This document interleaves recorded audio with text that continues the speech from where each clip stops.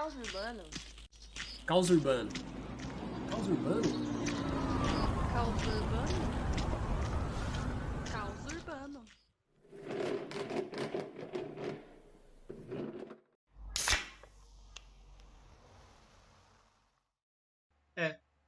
Caos urbano.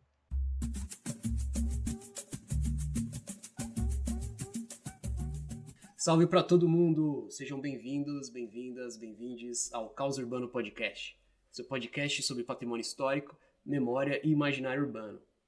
Essa temporada do Caos Urbano Podcast é dedicada à cidade de Guarulhos, projeto financiado com recursos da Lei Aldir Blanc via Funcultura, o Fundo Municipal de Cultura do município de Guarulhos. Achou que o Caos Urbano não ia falar de cinema? Achou errado, otário.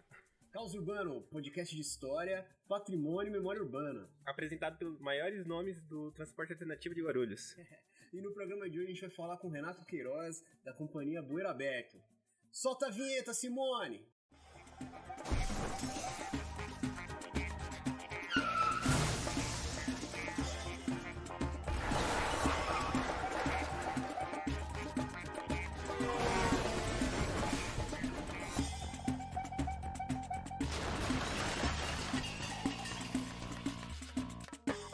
Mais um episódio do Caos Urbano Podcast e mais um convidado aí que vai dar um papo bem legal, não é não, Will? É isso aí. Pô, hoje a gente trouxe o Renato Queiroz. Renato Queiroz. Eu vou deixar pra ele se apresentar. E aí, mano? Fala quem você é, o que você faz, o que você fez, o que você quer fazer. Valeu aí. Primeiramente, agradecer, né, pelo espaço, pela oportunidade aí, os camaradas do Caos Urbano Podcast, Renato Lopes, William Marcos Antônio Silva, nome longo. Como que você coloca dois nomes só ou não? Oi? Você coloca dois nomes só, tipo William alguma coisa? Ou... O William Marcos tá bom. Pô, porque é só nome próprio, né? William Marcos Antônio. Tá quase o nome de Dom Pedro, né, velho? Orleans e Bragança. Exatamente. Tá chique. É nada, jamais. E estamos aí, né, mano? Meu nome é Renato Queiroz, eu sou da companhia Bueiro Aberto, que é um grupo de cinema independente aqui da cidade. Estamos produzindo aí desde 2014, quando lançou nosso primeiro filme. E estamos na correria aí, né, mano? Produzindo audiovisual, cinema independente na cidade, junto com toda essa cena aí que tá fervendo. Muito massa, Renato. Pô, a gente queria ouvir você falar um pouco sobre essa, como você mesmo falou, né, de estar fazendo audiovisual, tá fazendo cinema em Guarulhos, né? Como que é, né? Boa parte da produção de vocês, vocês recentemente estão produzindo um longa de ficção, né? Vocês produziram, né? Um longa de ficção, mas vocês têm uma história aí de fazer documentário, né? Em Guarulhos, né? Como que é isso, assim? Como que tem sido fazer? O que te interessa pegar em Guarulhos, assim? Então, recentemente lançamos um longa de ficção, que é o Para Miguel com Amor, direção do Daniel Neves. Uma batalha, né, para produzir principalmente ficção. Mas nessa questão do documentário que você está perguntando, bom, mano, a gente tem uma pegada que ela foi muito espontânea, assim, na forma da gente produzir, que a gente foi percebendo que era meio que um padrão nosso de atuação depois, nessa construção dos documentários. E hoje a gente tem um pouco mais de consciência disso, mas é um cinema meio que da territorialidade, né, velho? Então, a gente não busca os grandes temas ou os grandes espaços, mas a gente busca as grandes ideias, né, essas construções dentro daquilo que a gente entende como ordinário, como comum, né, como corriqueiro. Então é um trabalho meio que de garimpar grandes histórias dentro de um mar do comum, né, que a gente entenderia como comum. Então, por exemplo, temos documentários sobre uma poetisa que não sabia que era poetisa e se descobriu depois dos 70 anos, né, velho?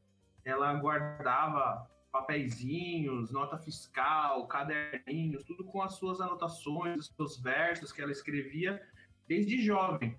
E depois dos 70 anos, eu tive a oportunidade de conhecer, ela é sogra de um amigo meu, e aí ele falou, a Dona Maria, ela escreve umas poesias e tal. E aí eu fui e conheci todas aquelas poesias que ela escrevia e falei, pô, Dona Maria, a senhora tinha que escrever um livro, né, velho? E aí ela ficou meio assim, mais um livro, eu não sou artista, não sou nada. E aí tive a oportunidade de editar o livro dela, né? Eu faço um trabalho editorial também, eu faço parte do coletivo editorial Letras do Subsolo. Daqui a pouco vamos falar mais um pouco sobre essa junção de literatura com cinema.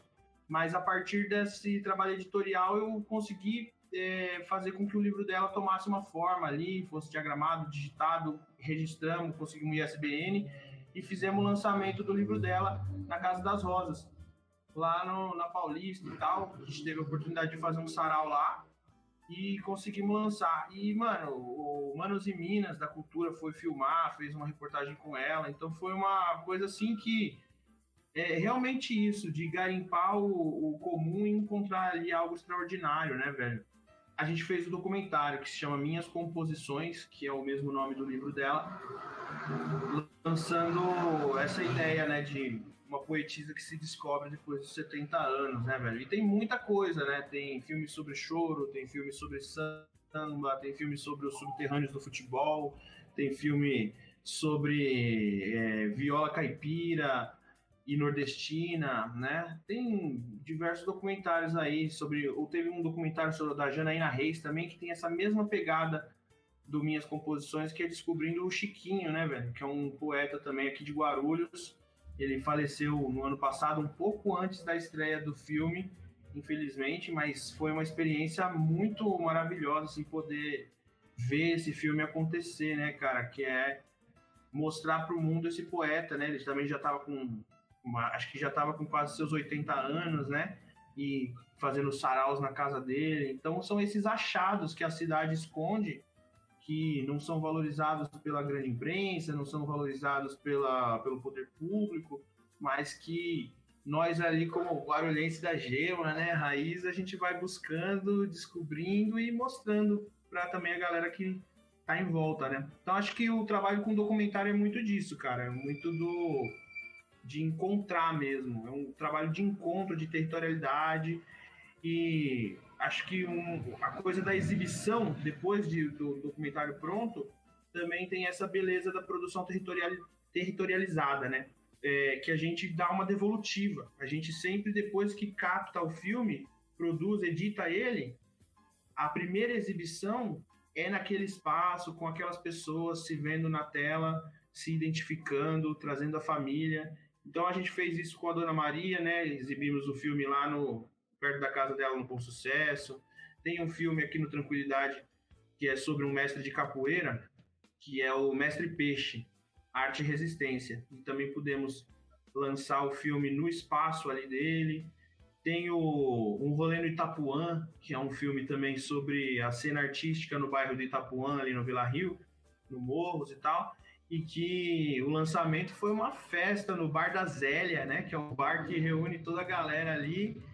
E foi uma grande exibição, assim. Praticamente ninguém ouviu o filme, porque foi uma festa. Era só, olha lá você, olha lá, velho, olha lá e tal. Então, é uma coisa que ela tem um aspecto um pouco ritualístico, assim, né? O encontro do cinema depois da produção. E é isso, cara. Acho que essa é a pegada principal do documentário. Encontrar as pessoas, captar, criar um recorte sobre isso e depois devolver, assim, em forma de arte para as pessoas se verem. Pô, bonito isso, hein, cara? E fiquei pensando nessa coisa, assim, né, do cinema para além da técnica, né? No canal do Bueiro Aberto deu pra ver que vocês falam muito, vocês não falam só de cinema, né? Quer dizer, vocês falam de cinema junto com um monte de outras coisas, né? Queria que inclusive educação, né? Vocês têm uma coisa com formar, né, a galera, né? Vejo que vocês, é uma intenção de vocês, como é isso, assim, vocês acham que tá dentro disso, né, essa coisa de conectar as pessoas e o cinema como esse vetor, assim? Então, eu sou professor também, né, e o Daniel também, que faz parte do coletivo, é professor, e a Janaína também. Então, além da gente ter esse trabalho com cinema e tal, a gente tem esse trabalho com educação. Eu pude fazer oficinas na escola que trabalho, produzir curta-metragem com a molecada. O Daniel também fez oficina e produziu curta-metragem curta-metragem com a molecada da escola dele. E tem esse aspecto da molecada se apropriar da técnica e da linguagem para se expressar, se assim eles quiserem, né? Você faz a sua escolha depois, né? Ah, entendi que eu gosto de audiovisual como uma forma de eu expressar aquilo que eu sinto. Então, legal. Ou a curiosidade que eu tenho. Mas, para além disso, o nosso trabalho, a gente escreve, né, sobre cinema também, né? E temos o Zine Guetometragem, que a gente, pela primeira vez, produziu em 2017, mas agora em 2021. Em 2020, ele teve também uma edição especial para a Mostra Guardense de Cinema. E em 2021 a gente vai produzir ele de novo com o PROAC, né? Com o financiamento do PROAC, assim como em 2017. E aí esse trabalho do Zine é muito de ir nos espaços, fazer a distribuição desses textos, desses debates sobre produção cinematográfica e audiovisual dentro de uma perspectiva popular, independente, e dentro dessa questão da territorialidade, então, inclusive fazendo crítica, né, se apropriar da crítica cinematográfica como uma forma de discussão e debate, e mais assim, como um provocador. Eu não digo tanto como um formador, né, porque mais a gente provoca as pessoas a terem curiosidade e interesse em buscarem informação. Claro que tem isso, mas eu acho que essa questão de formar a Bueiro Aberto como formadora não seria exatamente isso, mas são iniciativas nossas enquanto professores e também enquanto artistas desse meio audiovisual. Aí seria mais isso. Mas a Bueiro Aberto em si é mais no sentido da produção mesmo. O Zine tem um pouco desse debate. Inclusive, teve uma das edições do Zine que foi lançada lá no cursinho Milton Santos. Eu não sei se o William estava lá na época, talvez não, mas a gente fez o lançamento lá, fizemos a distribuição, a exibição de filmes nossos e um debate bem interessante. A molecada teve uma participação da hora. E acho que lá pro ano de 2016 também, lá no cursinho, eu também fui lá exibir um filme nosso que se chama Transmutação, que é um curta experimental, assim, e a molecada da quebrada ali, sabe, fazendo um debate super amplo sobre o bagulho, eu achei muito foda, assim, porra, mano, é um filme metafórico e teve um debate tão acertado que eu falei, é nesse caminho mesmo, acho que a coisa vai. Pô, eu achei que genial, assim, a história, esqueci o nome da senhora que você gravou, Dona Maria. Tem um Jesus no meio, né? Que me lembrou da Carolina Maria de Jesus, né? Até um pouco da trajetória, né? E achei interessante, né? Como vocês fazem, né? Essa construção do cinema, fazendo essa territorialidade, justamente porque coloca em xeque também um certo tipo de perspectiva de uma identidade de Guarulhos, da qual, no senso comum, claro, se coloca como se não tivesse uma identidade, se fosse uma identidade pautada como se fosse uma periferia de São Paulo, né? No sentido econômico, mas social, mas no sentido cultural também, né? Então, se você vai buscar algum tipo de entretenimento cultural, você vai para São Paulo, curtir, sei lá, o Teatro Municipal, você vai para os museus que há lá em diversa maioria, né? A gente já fez um debate sobre isso aqui no podcast. E é que não sobra, sei lá, desfrutar dos diversos shoppings que tem aqui na cidade, ou ir no centro gastar nosso salário em artigo e alguma coisa que a gente se encontra lá no centro, né? E aí eu queria saber também, você, Renato, qual seriam as influências de você, do pessoal do Bueiro, desse modo de fazer cinema? Eu achei interessante, né? Porque dentro da prática há uma teoria, né? Esse é um modo dialético, a gente poderia falar aqui de praxis, puxando a sardinha pros marxistas, mas eu gosto da perspectiva como você exibe bem na sua fala, né?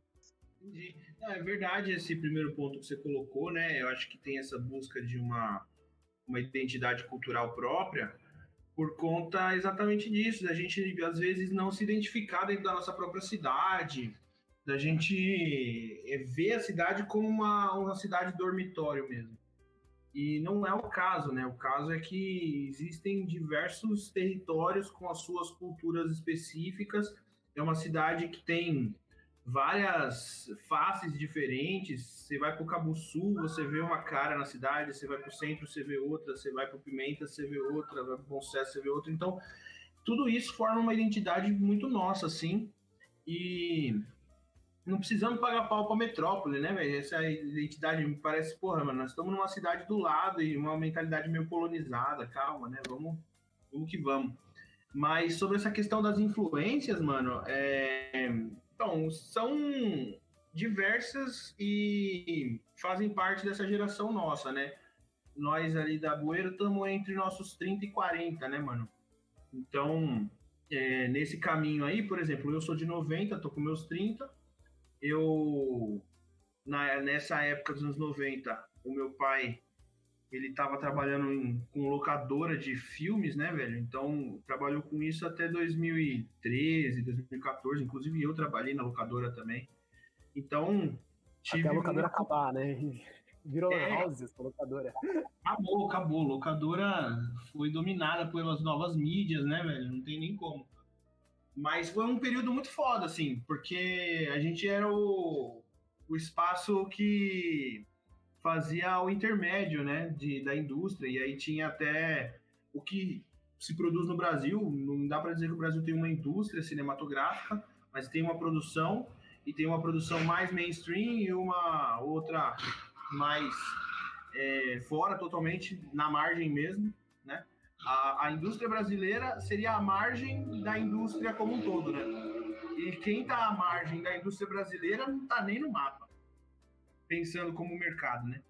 Mas fazíamos isso, né? Então eu assisti muito filme blockbuster, assim, muito filme daqueles enlatadão americano, né, velho? E queira ou não queira, isso formou a mentalidade do povo, né? A partir dos anos 80, né? Filmes como Rambo, Exterminador do Futuro, Duro de Matar, todos esses filmes de ação aí e mais diversos outros que colocavam essa cultura americana como a grande coisa, né? Porque nós somos produtos do neoliberalismo, né? Do período em que os Estados Unidos teve um grande avanço no campo cultural, até porque a União Soviética estava fora do páreo, né?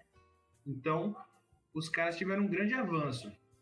Já pro meio dos anos 90, os filmes da retomada, né, velho? Então, filmes da retomada ali, Central do Brasil, o Auto da Compadecida, o Quatrilho, e depois Cidade de Deus, Carandiru, todos esses filmes formaram muito, assim, o nosso entendimento do que é o cinema nacional.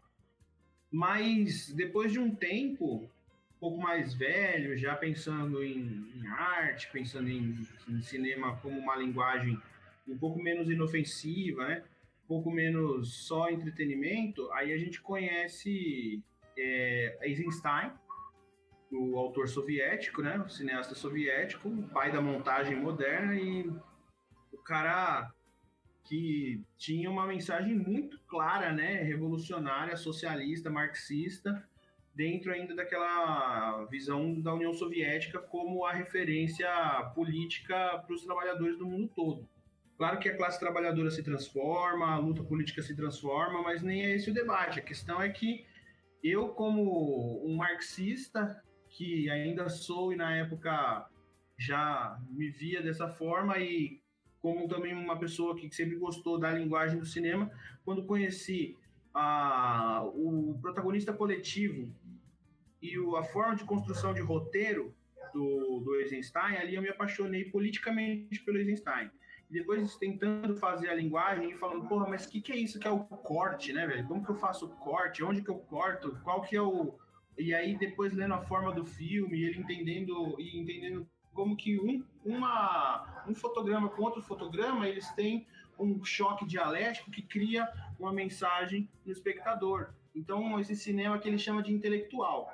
Mas ele não chama esse cinema de intelectual porque é feito por uma elite que pensa mais do que as outras, mas é intelectual porque ele é inteligível, porque ele traz uma mensagem dentro apenas da linguagem das imagens. Eu não preciso de palavras exatamente, mas uma imagem com outra imagem vai criar um pensamento.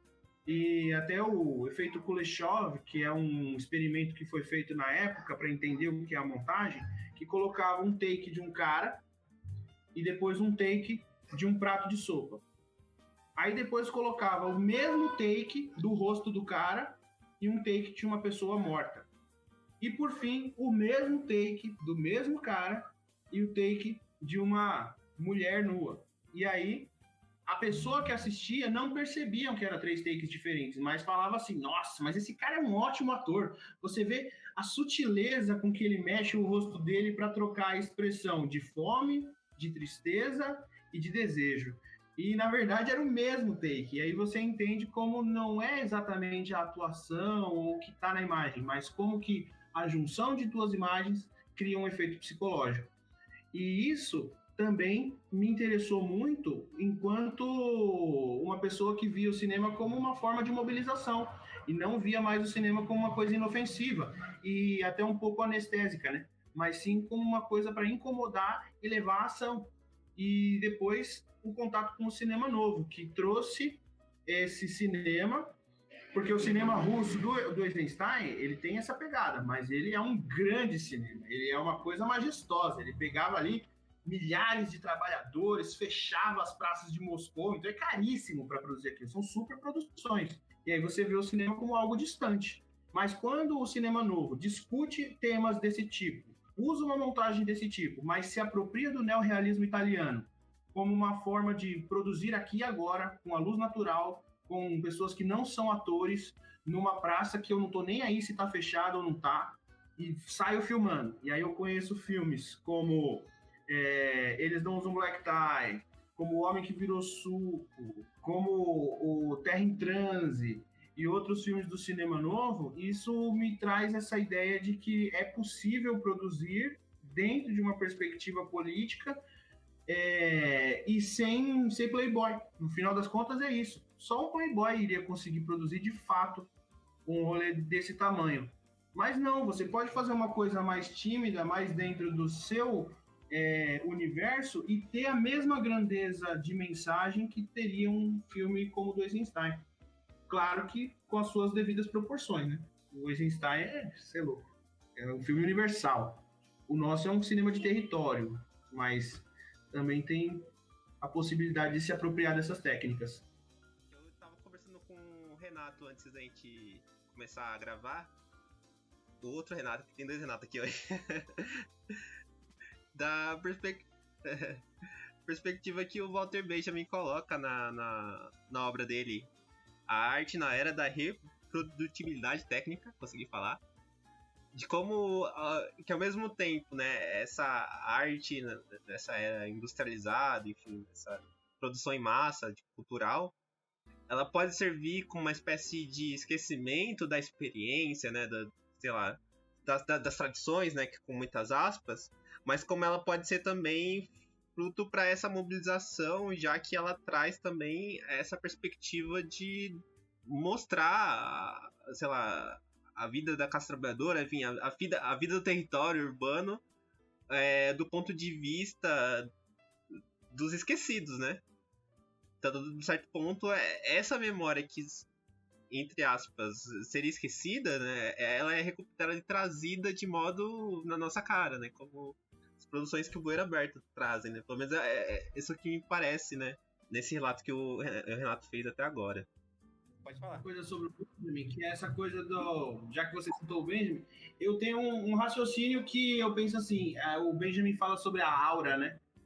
Ele fala que a arte, na era da sua reprodutibilidade técnica, ela não é aurática, né? Porque não tem mais o artista com o público em volta e a aura do espetáculo. E aí, aquela coisa que eu falei no começo sobre a devolutiva e o evento comunitário desse cinema territorializado, e o cara se vê ali e o espetáculo se tornar uma outra coisa, eu acho que é uma forma de o cinema ser aurático. De alguma maneira ali, a aura ela retorna nesse tipo de arte. Que o Benjamin falava muito, que o cinema é uma arte que ela é muito difícil de ter aura, né? Porque o filme foi gravado em outro lugar, vai ser exibido em 1000 salas diferentes, a pessoa vai pagar o ingresso, sentar, ficar anestesiada e depois vai embora. Então, eu acho que muda a perspectiva quando a gente faz um evento desse tipo. É maravilhoso, né? E mesmo que não seja cinema, que eu vou citar agora, mas, por exemplo, quando a gente, por exemplo, ouve Diário de Detento, que é dos Nacionais, se coloca um campo de disputa ali daquele território, que agora é o Parque da Juventude, como não esquecimento daquele local, né? Que justamente o parque foi feito para aquilo, né? Para esquecer o que aconteceu ali e o crime que o Estado fez.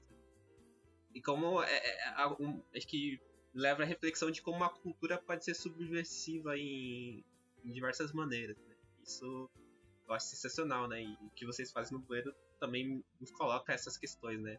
Como em Guarulhos pode ser colocado como um ponto de produção cultural e de boa qualidade. É isso aí. Você está ouvindo Caos Urbano Podcast.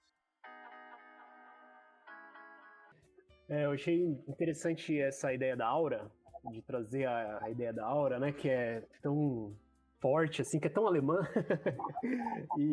mas ao mesmo tempo, e é velha, né, eu acho que é isso, né, uma coisa velha, né, para uma situação que você comentou em off e que a gente pode retomar, que é o trabalho de vocês, o Dia de Várzea, né, que vocês, né, acompanharam o cotidiano de times de várzea aqui de Guarulhos, e vocês vocês fizeram parte de um festival que acabou se chamando. E aí eu queria saber disso, assim, tanto essas experiências tão diferentes, né, de estar no campo, na várzea, e estar com esses caras, né, e depois estar falando de cinema, falando de futebol, já nesse novo esquema que pode ser uma tendência para o futuro, né, que é meio distópico, né, que é essa coisa completamente distante, completamente reprodutível e nada aurática. O que você acha disso, assim? Primeiro que a gente vê, assim, o futebol não aurático, né, velho? Que esse futebol que a gente vê aí na TV, né, velho? Os caras todos milionários, uma coisa, assim, totalmente mercadológica, sem respeito a nada. Então, muito ruim mesmo, assim, ver também o seguinte, 1% do futebol brasileiro é composto por esses caras que são milionários, que ganham pra caramba aí e que mobilizam também muita coisa, mas 99% da galera que tá profissionalizada tá ganhando um salário mínimo por mês. Isso tirando a parte do futebol amador aí, né, o futebol de várzea, que, mano, é uma coisa assim, é muito paradoxal, sabe? Nas comparações com o grande futebol, nas relações internas da própria várzea, que são super contraditórias também, né? Então, porra, mano, dá pra escrever livro aí só sobre essas experiências, velho. E são 2 filmes, mano. Não sei se você quer fazer uma pergunta sobre o Na Marca do Pênalti, mas senão eu já vou entrar nele também. Pode? Tá. Porque eu acho que tem 2 comparações. O Na Marca do Pênalti, que é de 2017, ele acompanhou a Copa São Paulo de Futebol Júnior, a Copinha. É um campeonato super bacana, super charmoso, né? Mas que também guarda no seu interior diversas contradições. Times que vêm lá do Amazonas, de busão, só com o dinheirinho contado ali de garantir pra molecada, chega aqui, joga com um time de primeira divisão, de segunda divisão. Um spoiler, né, do documentário é que o filme que elimina o AD Guarulhos é um time do Pará, não é? Ou não? O AD Guarulhos jogou contra o Desportivo Paraense aqui. É um dos times também, veio lá do Pará, de busão, no maior corre, foi foda.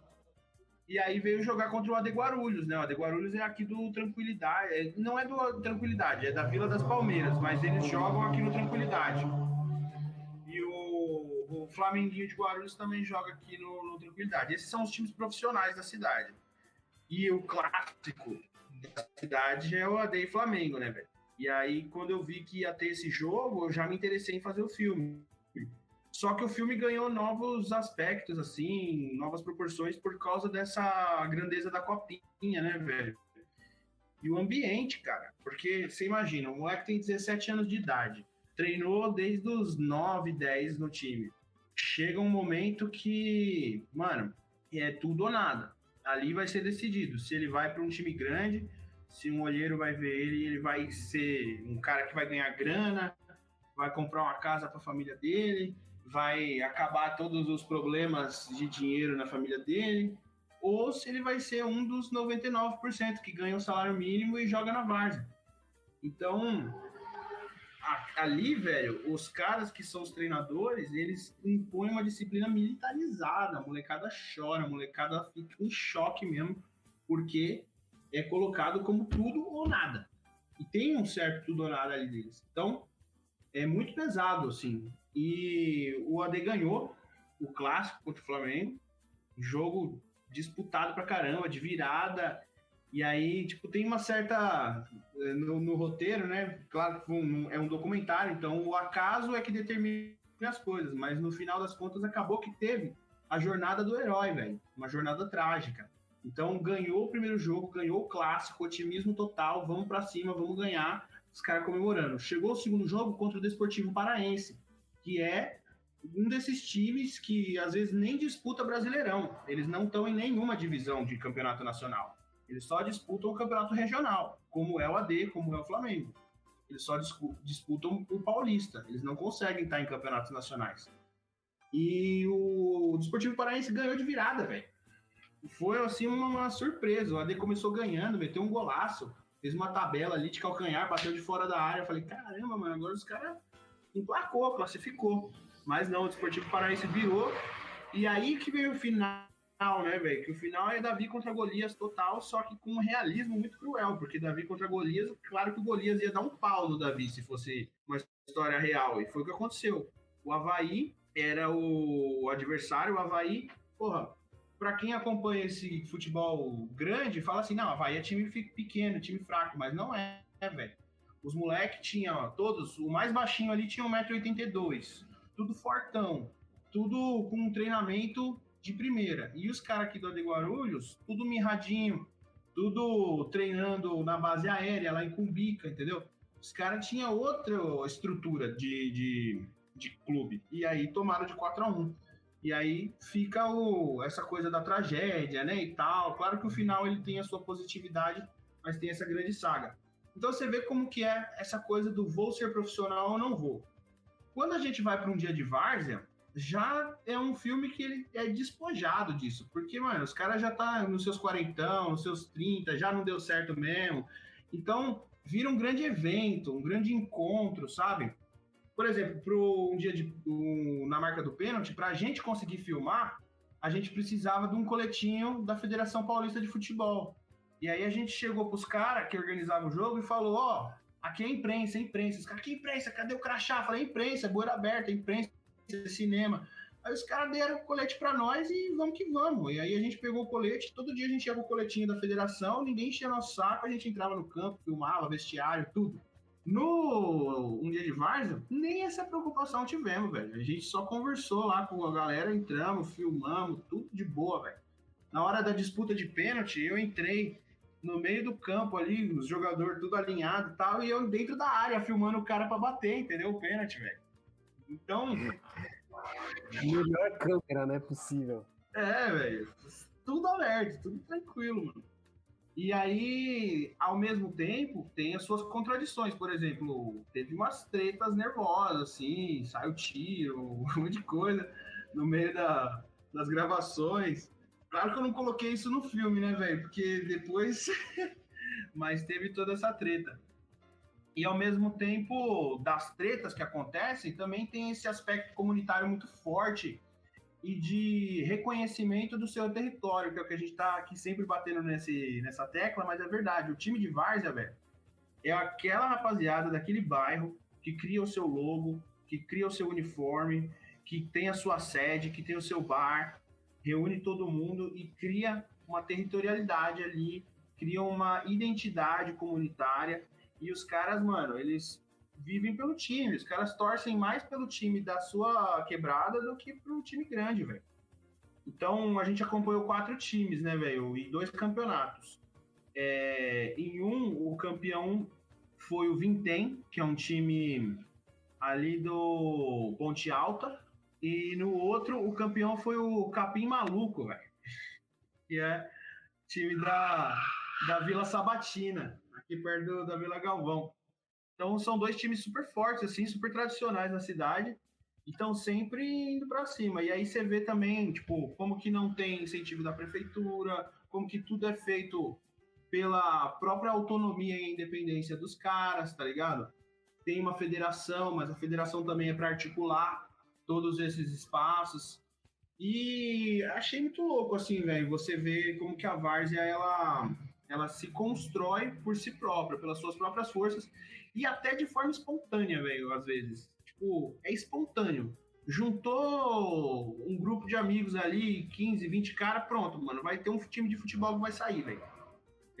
E depois esse time, se os caras for bom, vai pra cima mesmo, se envolve, entra nos campeonatos e começa a disputar. É uma coisa espontânea, uma geração espontânea da nossa cultura, da nossa tradição. E mostra muito também a mobilização da comunidade, os caras formando torcida, a família dos jogadores participando. Então, é muita coisa, assim, pra falar do filme. Se eu for ficar falando desse filme, eu não vou parar mais, velho. Eu só achei interessante a fala do Renato, do outro Renato Queiroz, você tem que identificar. Quando ele fala que essa identidade territorial se dá via esse diálogo com a comunidade, né? Tanto dos times de futebol, do que a gente já conversou das rodas de choro, enfim. E como esse diálogo, de certo modo, é intermediado, né? Mas não só com essa perspectiva que o Bueiro tem, né? Então, no cinema. Isso é muito louco porque é o que a gente vem discutindo aqui nos últimos episódios do podcast, dessa perspectiva do que seria um patrimônio cultural, patrimônio histórico, e que justamente é a partir desse diálogo que se constitui uma identidade patrimonial. E como essa identidade patrimonial, ela está enfincada justamente nessa ideia de contradição e do diálogo com a sociedade, né? Então, quando você fala da questão do time de várzea, dessa ideia de comunidade, mas também da falta de incentivo da prefeitura, e lidar com todas essas contradições, né, que um jovem de periferia tem que lidar, dessa perspectiva de não ser ou ser um profissional, e como essa experiência, de certo modo, é compartilhada e tá ali alocada em certo local, né? E como o cinema capta isso, né? E acho isso fenomenal, né? Porque a gente poderia estar aqui discutindo várias ideias de teoria, mas a prática que vocês sustentam na sua produção é algo que me chama muita atenção. Eu queria só, aproveitando assim o que você comentou, um pouco disso assim se mostra, velho. E aí é uma outra coisa só para finalizar esse assunto desses filmes, assim, sei, também se vocês quiserem continuar, nós continuamos porque não tem erro.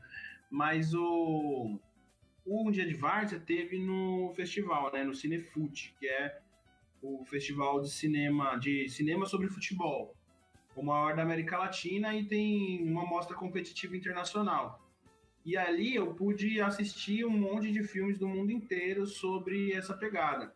E aí dois me chamaram muito a atenção sobre isso que você está falando. Um chama Pequena Área, Grande Inferno, que é um filme da Argentina sobre um filme de terceira divisão que consegue finalmente disputar uma semifinal de Copa da Argentina, como se fosse aquela época que o Paysandu estava rebentando, conseguiu chegar na final da Copa do Brasil, foi para Libertadores, e eles vão jogar contra o Independiente, que é um time grande da Argentina. E aí eles, chega na informação do presidente do time que o juiz foi comprado para roubar pro Independiente. E aí ele fala, mano, qual que é a única forma da gente resolver isso? Eles fazem uma espécie de uma reunião de um comitê central ali, ele, uma mina que é a chefe da torcida, um padre, que é o cara que é torcedor do time, assim, o mais fanático do mundo, é o torcedor símbolo.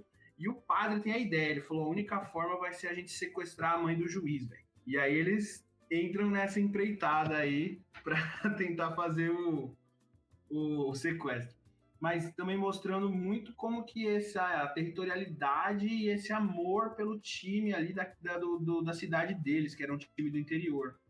E um outro filme, também muito sobre isso, chama As Pernas do Maradona, que é um filme palestino, e até o diretor, ele falou, né, que o cinema e todas as visões, as imagens que se tem da Palestina é sempre sobre a questão da ocupação de Israel, do sofrimento, da morte, e que ele queria passar uma imagem, tudo bem, de crianças que moram numa ocupação, que vivem naquela situação, mas trazer uma imagem singela, uma imagem mais de humanização mesmo sobre eles, para não ver, a gente tem essa visão um pouco assim, de cristã, digamos até assim, essa coisa ocidental de vamos adorar o sofrimento, né? Enquanto a pessoa está sofrendo, então ela é santa. E isso até nos leva a alguns problemas, por exemplo, como a esquerda brasileira odeia a Venezuela, a esquerda brasileira não se reconhece em Cuba, a esquerda brasileira critica a experiência soviética. Tudo bem, a gente tem que ter visão crítica de tudo.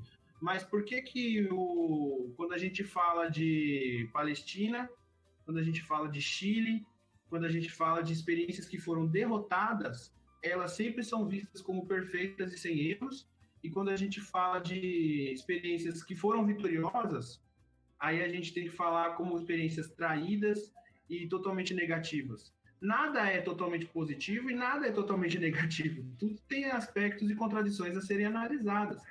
Agora, a gente tem vergonha de ser vitorioso, cara. A gente tem vergonha de falar, pô, um dia na vida a classe trabalhadora derrotou alguém, né? E nesse filme, são crianças que estão completando um álbum de figurinhas da Copa do Mundo e falta só a figurinha das pernas do Maradona. E aí começa uma jornada ali entre os pivetinhos para conseguir, velho. Eles passam por diversos ambientes problemáticos, contraditórios, mas o foco do filme é a figurinha, velho. Eles precisam daquela figurinha. Então eu achei muito singelo, assim, muito sensível e também muito humanizador, sabe? Pra gente também não ter essa visão de vamos glorificar o sofrimento, mas vamos ver como que a pessoa é na sua episteme mesmo, na sua psicologia, né, velho? Muito interessante, né? Porque eu acho que isso também pode ser uma ponte para a gente voltar a falar um pouco de Guarulhos, né? Que você falou que, né, a imagem que a gente tem da Palestina como essa imagem que a gente vê sempre ali, CNN, alguma desgraça acontecendo e tudo mais, né?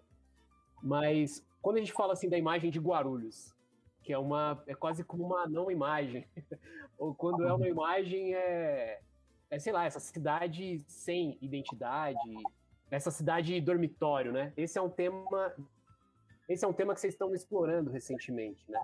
A coisa da Guarulhos como cidade dormitório e por esse ponto de resgate do sensível, né? Dessa história que não é só a crítica pela crítica, né? Mas é também um pouco a vida das pessoas, né? Então, pô, acho que eu queria que você falasse um pouco sobre esse projeto, sobre como tem sido. Então, a gente tem, né, como eu disse também anteriormente, esse empreendimento editorial, né, um coletivo editorial, né, para a gente produzir os livros, porque a gente tem um trabalho com literatura. E aí eu escrevi um romance. Esse romance se chama Dos Cortiços à Luz. Ele é baseado na história dos imigrantes espanhóis que vieram para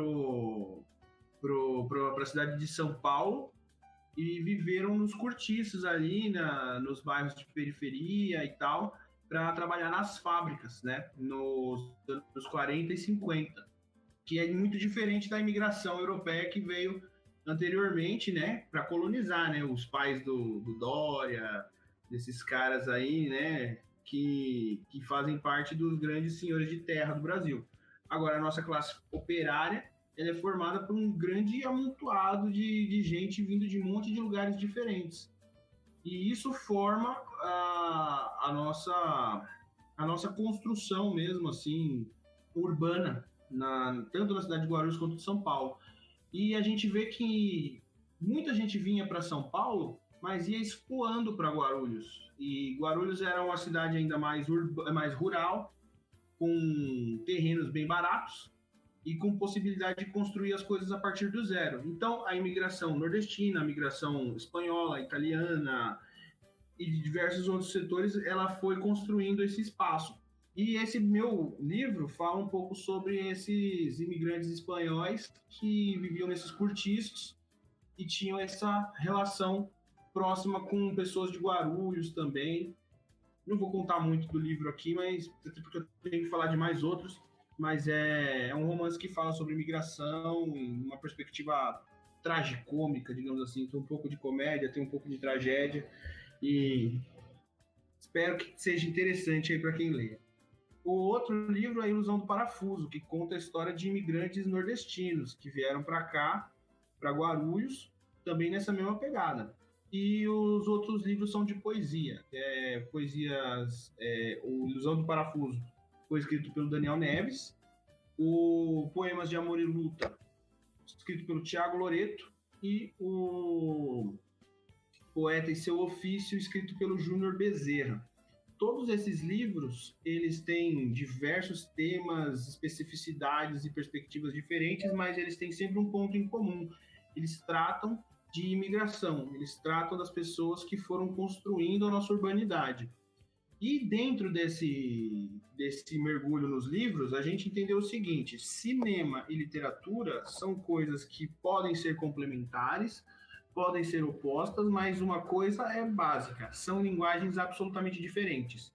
Então a gente quis manter uma autonomia do cinema para os filmes. E buscamos falar sobre os livros, mas não contar as histórias dos livros. Porque os romances ou os poemas, eles vão ser melhor aproveitados por quem ler. Mas quem ver os filmes vai ter uma outra experiência mais cinematográfica mesmo. Então, por exemplo, eu busquei construir, como o protagonista do meu livro, ele também é músico, ele tem essa questão da música, eu busquei trazer muito esse ambiente musical para o filme. E como ele fala desse espaço, e a minha avó é uma imigrante espanhola, né, velho? E ela me contava essas histórias. Aliás, ela é filha de imigrante. E morava nos cortiços, né? Ela morou num cortiço no Carandiru, ali perto de onde era a prisão mesmo, durante a sua infância, sendo operária de fábrica, das fábricas da região ali e tal. Me contava muito essas histórias, e essa foi a inspiração maior para criar esse primeiro contexto do livro. Depois tem outros contextos que derivam daí. Mas eu fui lá, velho, onde era o cortiço, para ver como que ele tá hoje, mano. E bati na porta ali, tá ligado? E conheci as pessoas que moram lá hoje. Hoje é uma casa, tem uma família que mora lá. Eles derrubaram todas as casinhas que tinham ali e construíram uma outra casa no lugar. E é uma família de imigrantes italianos que contaram também que a família deles veio para o Brasil fugida da guerra, fugida da fome, né, da crise econômica lá, principalmente da crise de 29 e depois da experiência do fascismo, da Segunda Guerra, né, que se aproximou. Os caras todos fugiam de lá, vieram para cá, e ela conta essa história. Então eu vi um pouco dessa semelhança que tem nas histórias do livro que eu estou escrevendo e das pessoas que estavam ali naquela casa, né? Acabou sendo um fator para enriquecer o filme. E no Ilusão do Parafuso, a gente também conversa com a mãe de um amigo nosso que é imigrante da Paraíba e conta toda a história de imigração dela, que ela saiu fugida dos pais porque não queria deixar ela estudar, queria que ela trabalhasse na roça, e ela queria construir uma outra vida e veio para cá. E aqui ela constrói a vida, se torna enfermeira, arruma o terreninho chão batido ali, constrói a partir do zero e constrói a sua família. Então, também essa coincidência do protagonista fictício, né, do livro, com uma pessoa real, e como que essas trajetórias elas têm pontos em comum, muito, muito, muito em comum mesmo, assim, muito parecidos. Então, eu acho que isso mostra como que a gente tem uma identidade múltipla na cidade. E essa identidade múltipla, ela pode ser um fator de distanciamento, às vezes, até por conta de São Paulo, ser tudo isso. A gente não tem nem o nosso próprio programa, o nosso horário eleitoral, né? A gente tem que assistir o horário eleitoral dos caras. Então, porra, que coisa mais colonizada, assim, né? Mais pequena. Que não é culpa nossa, velho, é muito culpa do poder público, mas que ao mesmo tempo que esse distanciamento pode ser o próprio fator de aproximação. Você vai vendo que um cara veio da Paraíba, outro cara veio da Bahia, outro cara veio, tem família de imigrantes de outros países e tal, e como que isso vai agregando semelhanças, similaridades a cada uma das histórias e faz com que a gente também crie uma identidade entre nós, né? Então, acho que é um pouco disso dessa série, de encontrar a semelhança, a similaridade, a aproximação dentro dessa multiplicidade que é a nossa construção, né, enquanto população. Pô, acho que a gente pode ir encaminhando pro final, né? Que a gente já tem 1 hora já de conversa, quase 1 hora. Pô, então queria agradecer muito. Nossa, veio uma. Queria agradecer muito a você, Renato. Pô, parabéns pelo trabalho. Assim, recomendo a todo mundo que estiver ouvindo o canal da Companhia Bueiro Aberto. Assim, tem muita coisa. A gente vai deixar o link. A gente vai deixar o link, né? E eu acho que tudo que a gente comentou aqui, né? Todos os livros, todos os filmes que a gente. Todos os filmes que a gente comentou, eles estão lá, né? Pelo menos no trailer, né? Muitas conversas, é um mundo bem interessante, assim, de conhecer. E foi muito legal te ouvir também. Muito obrigado, hein, Renato? Valeu, gente. Valeu. Obrigado mesmo. Sim, oportunidade de ouro aí, de poder trocar ideia, de conhecer vocês. Eu já meio que conhecia, mas hoje eu realmente conversei com vocês. Então, da hora. Muito prazer aí, manos. E continuem com o trampo, mano. Que podcast, assim, com um assunto interessante, buscando esse resgate, buscando essa identidade, é uma coisa que é essencial, mano. Então, por favor, aí, continuem aí que é nóis. Com certeza. A próxima a gente vai tomar uma breja junto, né? Vai ficar sem casa. Aí, Eu tava pensando nisso, né? Porque a gente foi, sei lá, discutir teoria do cinema, falar de Walter Benjamin, falar sobre futebol de várzea e acabamos discutindo uma diversidade de assunto que numa mesa de bar com a cerveja do lado ficaria perfeito. Ia ser pouco. Queria agradecer então ao Renato também por participar do podcast. Tô ressaltando agora que vai ser o primeiro podcast sobre patrimônio e imaginário urbano da cidade, então vai ser algo muito importante. Essa discussão que a gente teve acho que foi essencial para tanto abrir essa neblina que talvez tenha sobre a produção cultural de Guarulhos e, enfim, dar essa perspectiva que há uma identidade que tá aí sendo construída em todo momento, né? Que é um processo que é longo e é ótimo. Então é isso.